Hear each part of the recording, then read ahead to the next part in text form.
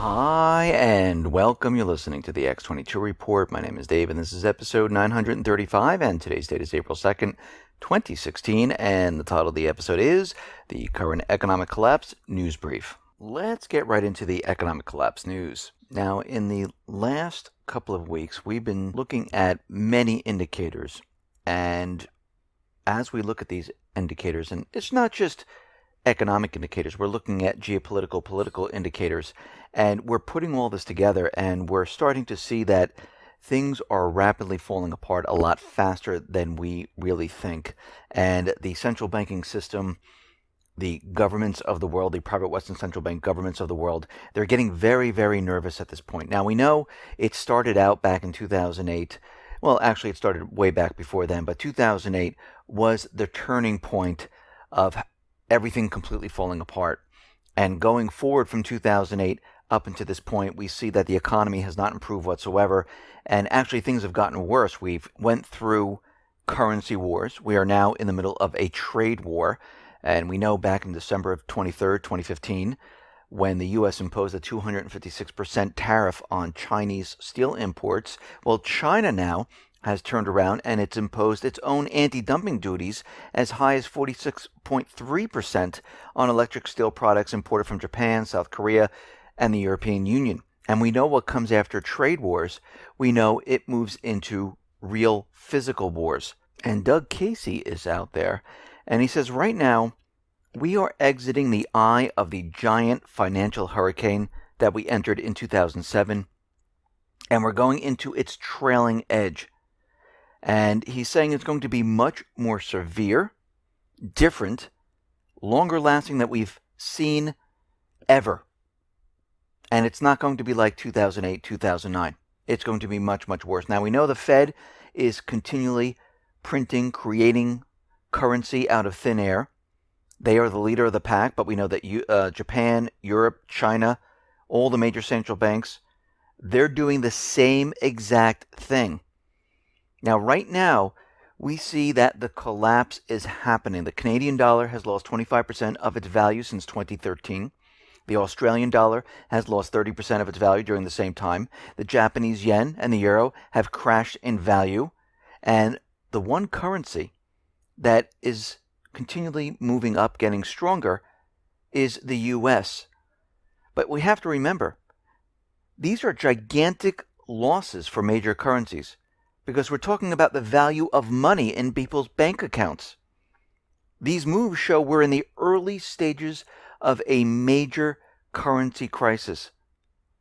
And we can see at this point that eventually, as things deteriorate rapidly, the US dollar is going to lose nearly all of its value.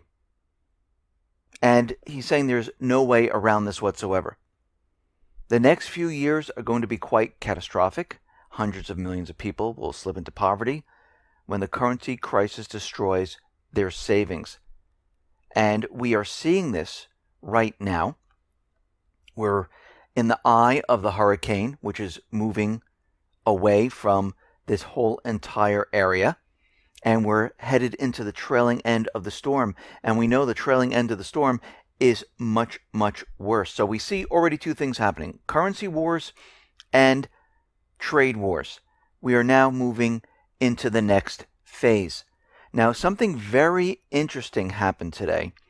WikiLeaks, they published a transcript of a teleconference that took place on March 19th, 2016. And this conversation took place with two IMF officials in charge of managing the Greek debt crisis. Pula Thompson, the head of the IMF's European Department, and Delia Velkoskoulouko, the IMF mission chief for Greece. And the IMF officials say that a threat of imminent financial catastrophe is needed to force other players into accepting its measures, such as cutting Greek pensions and working conditions.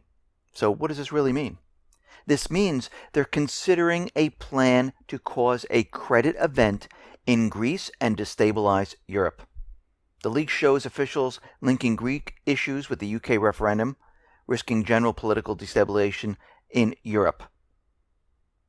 So they've been caught red-handed plotting to stage a credit event that forces the Greek people to the edge of bankruptcy, using the pretext of the Brexit referendum. So you can see what's happening right now. They know that this entire system is falling apart. If the UK leaves Europe, the Eurozone, the whole system comes crashing down. So it looks like instead of having it done without them controlling it, they were planning to control the entire destruction of the economy.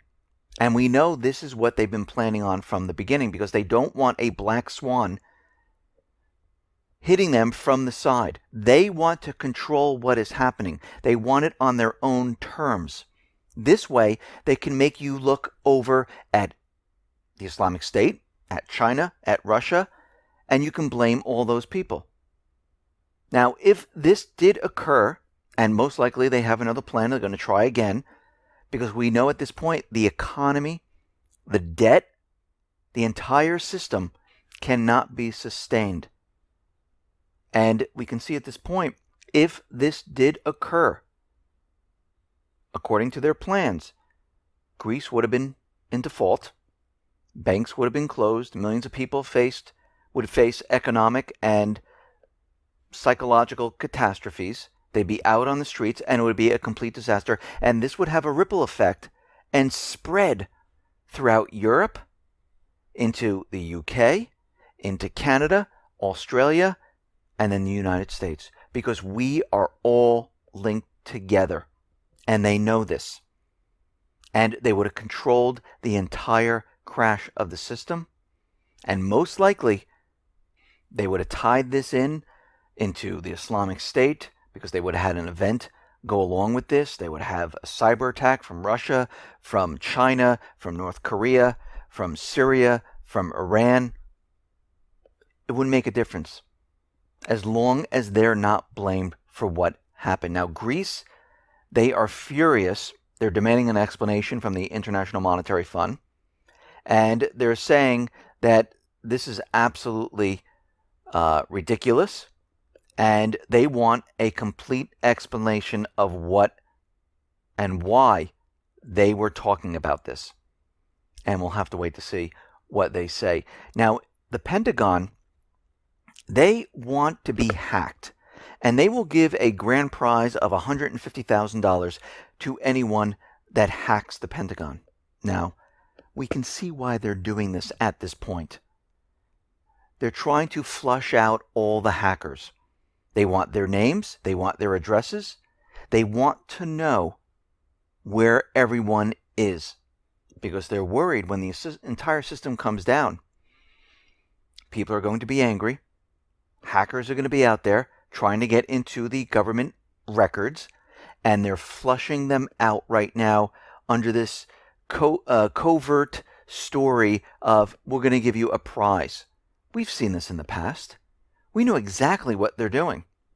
They're gathering names, they're gathering addresses, they're gathering social security number, because to register for this is what they need. And they're just tracking and keeping an eye on all these people. Now, out in Libya, we see the unity government snuck into Tripoli by ship, came through the ports, and they've already made a deal. Now, they're not the official government, but they've made a deal with the National Oil Corporation. They're working with the new unity government. The central bank that was moved out of Tripoli is now working with the new unity government. And we can see this is really what it was all about. Saying, here we are, we have a government. Of course, there's other governments within Tripoli, and they're trying to make it look like they are the government of Libya. Now, we do have a problem in Libya, because they're not recognized as the only government. And this is going to be a major problem. Now, out in Iraq, it looks like there was a chemical weapons research center in Mosul, and we're starting to learn that the U.S. knew about this. Of course they did. It was the proxy army that was using it, and they never targeted this target. And we can see that they've been using it since 2014, making chemical weapon bombs, We know that there was 40 kilograms of uranium in this area, and the U.S. just overlooked it. Now, out in Syria, the Syrian opposition, they're not optimistic about the upcoming peace talks in Geneva because they're saying there's no international will for a political transition. Translation, Assad's not stepping down. So we can see already these peace talks are coming to an end. We are seeing that in Aleppo, that the moderate rebels, the Syrian government forces, and the terrorists are all opening fire on each other now in Aleppo. Because what is happening right now, everything is starting to break down. And the U.S. realizes that Assad's not just going to simply step down. He wants snap elections. The people see him as a war hero, and they can't let these elections go through. Because they understand he will be reelected. Then their whole entire narrative goes down the toilet. So now is the point where they're going to accelerate everything. We have the economic collapse. We have a no-win situation in Syria. It is time now where we're going to see major false flags. This is why the U.S. has been modernizing their nuclear weapons. We know going back in times about 7 years ago, Obama, was out there saying that we need to get rid of our nuclear weapons. But when we look back in time, guess what? We see that the world is now further away from being free of nuclear weapons than 7 years ago. And the U.S. is spending $1 billion in the modernization of nuclear weapons because they're preparing and getting ready for this next war. Now, out in Tunisia, we see there's a travel warning that came out Friday. The government is warning its citizens to avoid visiting the southeastern Tunisia border near Libya. I wonder why this is happening. We know that UK soldiers are right on the border because we see what's happening at this point. Forces will be going into Libya at this point. Obama is urging the allies.